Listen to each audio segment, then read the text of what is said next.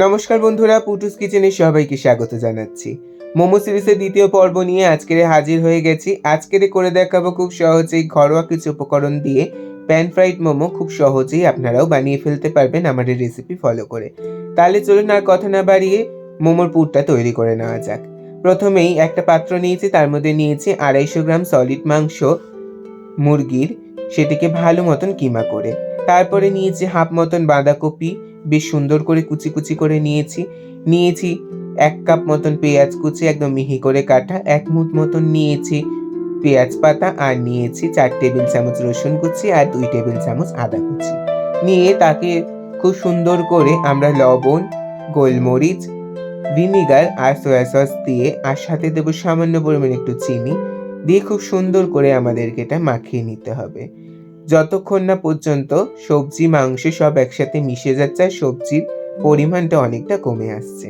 নুনটা একটু বুঝে শুনে দেবেন, কারণ সয়া সসেও কিন্তু নুন থাকে, নুন কিন্তু বেশি হয়ে যেতে পারে। দেখুন মাখিয়ে মাখিয়ে বেশ সুন্দর করে একদম অনেকটা পরিমাণে মজে গেছে, আপনারা দেখতে পাচ্ছেন। ঠিক এই সময় আমরা একটা টিপস ফলো করব। আমি আগের রেসিপিতেও আপনাদের সাথে শেয়ার করেছি, আবারও বলে দিচ্ছি আপনাদেরকে। সবজি দিয়ে মোমো তৈরি করলে কিন্তু চিকেন আর মোমো দুটোর থেকেই লবণ দেওয়ার পরে জল ছাড়ে। সেই জলটা যাতে একদম বন্ধ হয়ে যায় তার জন্য এখানে 4 টেবিল চামচ তেল নিয়েছি, তার মধ্যে দিয়েছি 1 টেবিল চামচ মতন বাটার।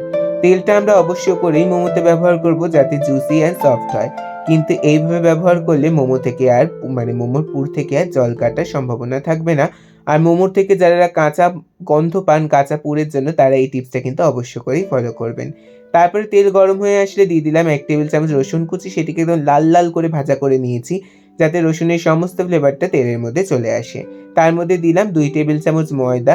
ময়দাটা দেওয়ার আগে কিন্তু অবশ্য করে গ্যাসটা বন্ধ করে নিতে হবে, নাহলে কিন্তু ময়দা পুড়ে যাবে। ময়দাটা খুব সুন্দর করে ভাজা ভাজা হয়ে আসলে সেই মিশ্রণটা আমরা পুরের সাথে মিশিয়ে খুব সুন্দর করে মিশিয়ে নিয়ে রেখে দেব। চলুন এবার আপনাদেরকে আগেও দেখিয়েছি মোমোর ডো তৈরি করা, রুটি বেলা, মোমো মোড়া, তাই আর সেগুলো নতুন করে দেখাচ্ছি না। আপনারা চাইলে আমার মোমো সিরিজের প্রথম যে পর্ব, প্রথম আমি যখন মোমো সিরিজ শুরু করেছিলাম সেই রেসিপিগুলো দেখে আসতে পারেন, আমার চ্যানেলেই দেওয়া রয়েছে। সেখানে আপনারা মোমো কীভাবে 1 মাসেরও বেশি সংরক্ষণ করে রাখতে পারবেন সেই টিপসও দেওয়া রয়েছে, চাইলে দেখে আসতেই পারেন। তারপর একটি কড়াই বসিয়ে প্যান ফ্রাইড মোমো তৈরি করার জন্য আগে মোমোগুলোকে ফ্রাই করে নিচ্ছি।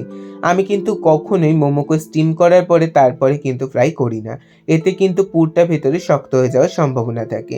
আমরা ডিরেক্ট ফ্রাই করব কাঁচা মোমোগুলোকেই। কিন্তু এখানে একটা কথা মাথায় রাখতে হবে, পুরটা যেহেতু কাঁচা তাই লো ফ্লেমে আমাদেরকে এটিকে ভাজতে হবে, তাহলে কিন্তু ভেতরের পুরটা খুব সুন্দরভাবে রান্না হয়ে যাবে আর প্রপারভাবে জুসি হবে, আর ওপরটাও বেশ মুচমুচে হবে অল্প আছে যদি আমরা রান্না করি তো। বেশ ভালো মতন মোমোগুলোকে হালকা বাদামি করে ভেজে নেওয়া হয়ে গেছে।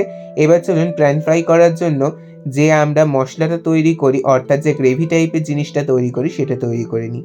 2 টেবিল চামচ তেল নিয়েছি একটি ফ্রাইং প্যানে, দিয়েছি সামান্য রসুন কুচি, সামান্য আদা কুচি। একটু ভাজা ভাজা হয়ে আসলে এর মধ্যে একে একে আমরা অ্যাড করে দেব কিউব করে কেটে রাখা ক্যাপসিকাম আর পেঁয়াজ। আপনারা আপনাদের ইচ্ছে মতন সাইজ করে কাটতে পারেন, আমি একটু ঝিরিঝিরি করেই কেটেছি। তার মধ্যে দিচ্ছি লবণ আর গোলমরিচ দিয়ে খুব সুন্দর করে একটু সতে করে নেব। একদম যাতে সিদ্ধ না হয়ে যায় সেটাও খেয়াল রাখবেন, কারণ সবজির ক্রাঞ্চ কিন্তু আমাদের এটাতে দরকার।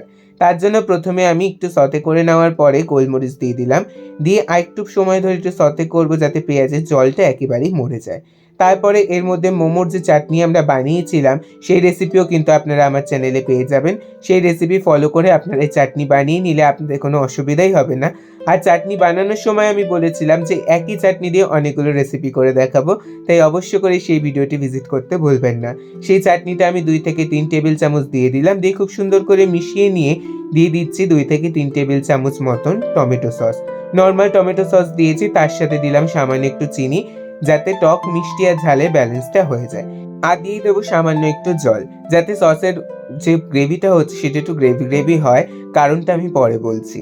যেহেতু আমরা এইটা বানিয়ে কিন্তু রাখতে পারবো না, তাহলে কিন্তু মোমোগুলো নরম হয়ে যাবে, তখন আর খেতে ভালো লাগবে না।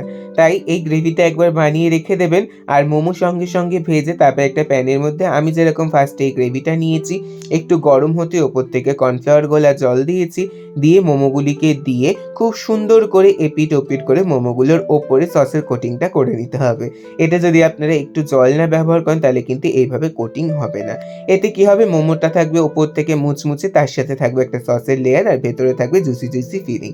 তাই এই টিপসটা কিন্তু আপনারা অবশ্য করেই ফলো করবেন। আর খুব বেশি সময় ধরে রাখবেন না গ্যাসের উপরে, তাহলে কিন্তু মোমোগুলো নরম হয়ে যাবে, তখন আর খেতে ভালো লাগবে না। তাহলে দেখতেই পেলেন রেস্টুরেন্টের স্বাদের কত সুন্দর প্যান ফ্রাইড মোমো আপনারা ঘরেই বানিয়ে নিতে পারেন। আজকের রেসিপিটি যদি ভালো লাগে একটি লাইক করবেন, আর নতুন বন্ধুদের বলে রাখি চ্যানেলটিকে সাবস্ক্রাইব করবেন। পাশে থাকা বেল আইকনটিকে অন করে দেবেন যাতে আমার করা সমস্ত রেসিপির আপডেট সবার আগে আপনার কাছে পৌঁছায়। ধন্যবাদ।